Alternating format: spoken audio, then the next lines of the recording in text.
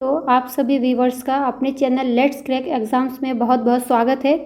हमने NCERT class 6 की जो भूगोल की सीरीज़ शुरू की थी उसी के क्रम में आज हमारा तीसरा वीडियो है। आइए आज की क्लास हम शुरू करते हैं। इससे पहले 2 वीडियो और हो चुके हैं, आप लोग चैनल पर जाकर उनको देख सकते हैं। वीडियो शुरू करें उससे पहले अगर आप चैनल पर नए हैं तो प्लीज़ उसको सब्सक्राइब कीजिएगा, वीडियो पसंद आए तो उसको शेयर कीजिएगा। आइए हम अपनी क्लास शुरू करते हैं। चैप्टर का नाम है पृथ्वी की गतियाँ। पृथ्वी की गति कितने प्रकार की होती है? 2 ही प्रकार की गति होती है। एक घूर्णन मतलब अपने अक्ष पर घूमना और दूसरा परिक्रमण यानी कि सूर्य के चारों ओर घूमना। आइए अपनी क्लास को हम लोग शुरू करते हैं। जैसा कि आप जानते हैं पृथ्वी की गति 2 प्रकार की होती है, घूर्णन एवं परिक्रमण। पृथ्वी का अपने अक्ष पर घूमना घूर्णन कहलाता है तथा सूर्य के चारों ओर घूमना क्या कहलाता है? परिक्रमण। सूर्य के चारों ओर एक स्थिर कक्ष में पृथ्वी की गति को क्या कहते हैं? परिक्रमण कहते हैं। पृथ्वी का अक्ष एक काल्पनिक रेखा है जो इसके कक्षीय सतह से 66.5 डिग्री कोण बनाती है। क्या है? पृथ्वी का अक्ष एक काल्पनिक रेखा है जो इसके कक्षीय सतह से 66.5 डिग्री का कोण बनाती है। वह समतल जो कक्ष के द्वारा बनाया जाता है उसे कक्षीय समतल कहते हैं। पृथ्वी सूर्य से प्रकाश प्राप्त करती है। पृथ्वी का आकार गोले के समान है। पृथ्वी का आकार कैसा है? लगभग गोले के समान है। इसीलिए एक समय में सिर्फ इसके आधे भाग पर ही सूर्य की रोशनी प्राप्त होती है। जहाँ पर सूर्य की रोशनी प्राप्त होती है वहाँ पर क्या होता है? दिन होता है और हमें ऊष्मा प्राप्त होती है। और जहाँ पर सूर्य की रोशनी प्राप्त नहीं होती है वहाँ क्या होगा? वहाँ रात होगी। सूर्य की ओर वाले भाग में दिन होता है जबकि दूसरा भाग जो सूर्य से दूर होता है वहाँ रात होती है। ग्लोब पर वे व्रत जो दिन तथा रात को विभाजित करता है उसे प्रदीप्ति व्रत कहते हैं। ये व्रत अक्ष के साथ नहीं मिलता है। कहाँ नहीं मिलता? अक्ष के साथ नहीं मिलता है। प्रदीप्ति व्रत क्या है? ये देखिए, अब इसके अक्ष के साथ नहीं मिलता है। ये व्रत अक्ष के साथ नहीं मिलता, जैसा कि आप चित्र 3.2 में देखे हैं। पृथ्वी अपने अक्ष पर एक चक्कर पूरा करने में लगभग 24 घंटे का समय लेती है।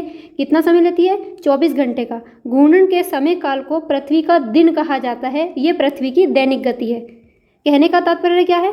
पृथ्वी 24 घंटे में एक चक्कर अपना पूरा करती है और जो अपने अक्ष पर पृथ्वी घूमती है उसी के कारण दिन और रात होता है। अब इस चित्र को देख लीजिए, थोड़ा छोटा करके देखते हैं। पृथ्वी के अपने अक्ष का झुकाव और इसका कक्षीय सतह देखिए। कक्षीय सतह कितनी है? ये है पृथ्वी की कक्षीय सतह कितनी है? 66.5 डिग्री। और पृथ्वी अपने अक्ष पर कितना झुकी हुई है? 23.5 डिग्री। समझ में आया? अपनी कक्षीय सतह उसकी है 66.5 डिग्री और पृथ्वी अपने अक्ष पर झुकी हुई है 23.5 डिग्री।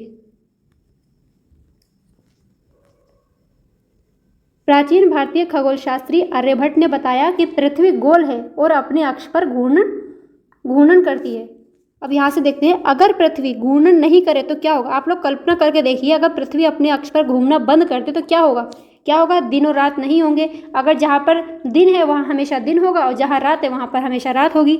सूर्य के तरफ वाले पृथ्वी के भाग में हमेशा दिन होगा जिसके कारण उस भाग में गर्मी लगातार पड़ेगी। दूसरे भाग में हमेशा अंधेरा रहेगा एवं पूरे समय ठंड पड़ेगी। इस तरह की अवस्था में जीवन संभव नहीं हो पाएगा। पृथ्वी की दूसरी गति जो सूर्य के चारों ओर कक्ष में होती है उसे परिक्रमण कहा जाता है। क्या? जो सूर्य के चारों ओर पृथ्वी घूमती है उसको परिक्रमण कहा जाता है, जिसके कारण क्या होता है? ऋतुओं का परिवर्तन होता है। पृथ्वी एक वर्ष या 365 दिन और 1/4 दिन में सूर्य का एक चक्कर लगाती है। हम लोग एक वर्ष में 365 दिन का मानते हैं तथा सुविधा के लिए 6 घंटे का समय इसमें नहीं जोड़ते। क्या है? 365 दिन होते हैं, है ना, और 1/4 दिन है। ये क्या होगा? 6 घंटे हो गए। पृथ्वी पूरा 24 घंटे का टाइम होता है तो ये कितना हो गया? 6 घंटे आ गए। इन 6 घंटों को हम लोग जोड़ते नहीं हैं। क्या होता है? 4 साल के बाद इन 6 घंटों का 4 साल 6 घंटे और 4 साल के बाद कितना हो गया पूरे घंटे?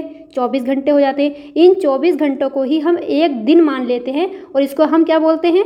जब इस 365 में एक दिन को जोड़ देते हैं 366 हो जाता है। इसी को हम लीप ईयर बोल देते हैं। क्या बोलते हैं? Leap year. आगे देखते हैं। 4 वर्षों में प्रत्येक वर्ष के बचे हुए 6 घंटे मिलकर एक दिन यानी 24 घंटे के बराबर हो जाते हैं। इसके अतिरिक्त दिन को फरवरी के महीने में जोड़ा जाता है। इस प्रकार प्रत्येक चौथे वर्ष फरवरी 28 के बदले 29 दिन का होता है ना। एक दिन जो बचा होता है इसको हम कहाँ जोड़ देते हैं, फरवरी में जोड़ देते हैं। फरवरी 29 दिन की हो जाती है, वही लीप ईयर हमारा माना जाता है। ऐसा वर्ष जिसमें 366 दिन होते हैं उसे लीप वर्ष कहा जाता है। पृथ्वी दीर्घ वृत्ताकार पथ पर सूर्य के चारों ओर चक्कर लगाती है। पृथ्वी कैसे चक्कर लगाती है सूर्य के चारों ओर? दीर्घ वृत्ताकार पथ पर।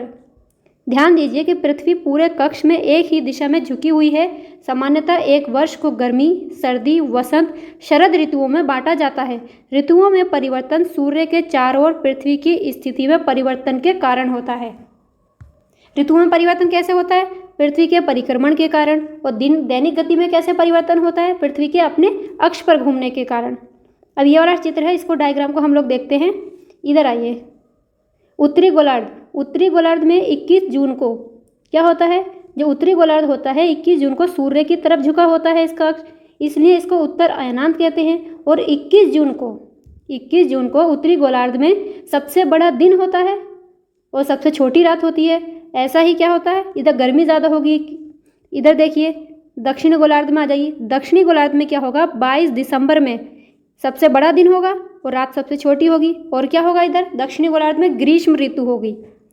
और इसकी तरफ इसमें क्या होगा, कि सूर्य की तरफ इसका दक्षिणी गोलार्ध में इसका अक्ष सूर्य की तरफ झुका हुआ होगा। 21 मार्च और 23 सितंबर को इनका जो ध्रुव है ये किसी तरफ नहीं झुके होते, सूर्य के किसी ओर नहीं झुके होते हैं, इसी कारण इसको विषुव कहा जाता है। और 21 मार्च और 23 सितंबर को दिन और रात की अवधि कैसी होती है, बराबर होती है। आइए इसको समझ लेते हैं। 21 जून को उत्तरी गोलार्ध सूर्य की तरफ झुका होता है। कहाँ झुका होता है? 21 जून को सूर्य की तरफ उत्तरी गोलार्ध झुका होता है। सूर्य की किरणें कर्क रेखा पर सीधी पड़ती हैं। 21 जून को सूर्य की किरणें कहाँ पड़ती हैं? कर्क रेखा पर पड़ती हैं। इसके परिणाम स्वरूप इन क्षेत्रों में ऊष्मा अधिक प्राप्त होती है। ध्रुवों के पास वाले क्षेत्र में कम ऊष्मा प्राप्त होती है, क्योंकि वहाँ सूर्य की किरणें तिरछी पड़ती हैं। कर्क रेखा पर सीधी पड़ती है। जैसे जैसे ध्रुवों की तरफ जाती है वहाँ पे क्या पड़ती है, तिरछी पड़ती हैं। उत्तर ध्रुव सूर्य की तरफ झुका होता है तथा उत्तरी ध्रुव रेखा के बाद वाले भागों पर लगभग 6 महीने का दिन लगातार रहता है। कितने महीने का दिन रहता है? लगभग 6 महीने का दिन लगातार रहता है। चूँकि उत्तरी गोलार्ध के बहुत बड़े भाग में सूर्य की रोशनी प्राप्त होती है, इसीलिए विषुवत वृत्त के उत्तरी भाग में गर्मी का मौसम होता है। 21 जून को इन क्षेत्रों में सबसे लंबा दिन तथा सबसे छोटी रात होती है। कब होती है? 21 जून को। पृथ्वी की इस अवस्था को उत्तर अयनांत कहा जाता है। अब 22 दिसंबर की दक्षिणी ध्रुव की स्थिति देखिए क्या है। 22 दिसंबर को दक्षिणी ध्रुव के सूर्य की ओर झुके होने के कारण मकर रेखा पर, कहाँ पर होता है? मकर रेखा पर। और 21 जून को कहाँ था? कर्क रेखा पर। मकर रेखा पर सूर्य की किरणें सीधी पड़ती हैं। चूँकि सूर्य की किरणें मकर रेखा पर लंबवत पड़ती हैं, इसीलिए दक्षिणी गोलार्ध के बहुत बड़े भाग में प्रकाश प्राप्त होता है। इसीलिए दक्षिणी गोलार्ध में लंबे दिन तथा छोटी रातों वाली ग्रीष्म ऋतु होती है। समझ रहे हैं? दक्षिणी गोलार्ध में क्या होगा? ग्रीष्म ऋतु होगी 22 दिसंबर को। तब हमारे यहाँ के, क्योंकि हमारा भारत कहाँ है? उत्तरी गोलार्ध में, तो हमारे यहाँ पे क्या होगी? 22 दिसंबर को सर्दी होगी, शीत ऋतु होगी। इसके ठीक विपरीत स्थिति कहाँ होती है? उत्तरी गोलार्ध में होती है। पृथ्वी की इस अवस्था को दक्षिण अयनांत कहा जाता है। क्या आप जानते हैं ऑस्ट्रेलिया में ग्रीष्म ऋतु में क्रिसमस का पर्व मनाया जाता है? ये क्वेश्चन डायरेक्ट सीटेट में पूछा जाता है और कई बार पूछा गया है कि ग्रीष्म ऋतु में किस देश में क्रिसमस का पर्व मनाया जाता है? कहाँ मनाते हैं? ऑस्ट्रेलिया में। याद रखिएगा, बहुत इंपॉर्टेंट है ये। अगर वीडियो पसंद आए तो इसको लाइक शेयर करते चलिएगा प्लीज़। 21 मार्च एवं 23 सितंबर को सूर्य की किरणें विषुवत वृत्त पर सीधी पड़ती हैं। कहाँ पड़ती हैं? विषुवत वृत्त पर। 21 जून को कहाँ पड़ रही थी? कर्क रेखा पर। 22 दिसंबर को पड़ रही थी मकर रेखा पर। लेकिन 21 मार्च और 23 सितंबर को विषुवत वृत्त पर सीधी पड़ती है। इस अवस्था में कोई भी ध्रुव, बहुत इंपॉर्टेंट है, ध्यान से देखिए, कोई भी ध्रुव सूर्य की ओर नहीं झुका होता है, इसीलिए पूरी पृथ्वी पर दिन और रात बराबर होते हैं। इसे विषुव कहा जाता है। ये क्वेश्चन पूछा जाता है कि पृथ्वी पर दिन एवं रात कब बराबर होते हैं, तो हमारा आंसर क्या रहेगा? 21 मार्च और 23 सितंबर को। 21 मार्च में हमारे उत्तरी गोलार्ध में क्या होता है? बसंत ऋतु होती है।